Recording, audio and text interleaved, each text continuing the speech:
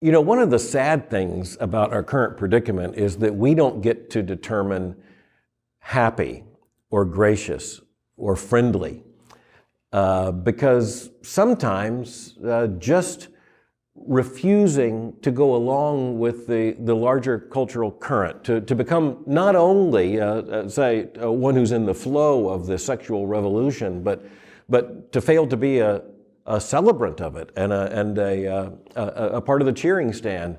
That's enough for some people to say that we're driven by hatred and that we're not friendly and we don't mean to be friends and we're not operating out of love and we have no compassion. But you know, the real indictment would be if those accusations were true. And I think we have to admit, when we look at the history of Christian political engagement and Christian engagement with issues of sexuality, sometimes that's just what we've done. We've just engaged issues. And over the course of the last several years and decades, we need to admit we've said things that could have been said better.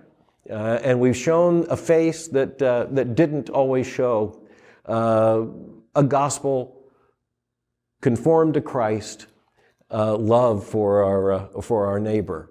And so we have to be careful about all that. But we don't get to say, here's the way in which we'll be able to speak truth in love and for that to be received as love. I so wish we had the power, the sovereignty to make that happen. But what we do have is the responsibility to make certain that we are speaking the truth in love. We know in a biblical worldview those two things are indivisible anyway, but in our fallen state, we seem to be able sometimes to find a way to divide them. We've got to be very, very careful about that.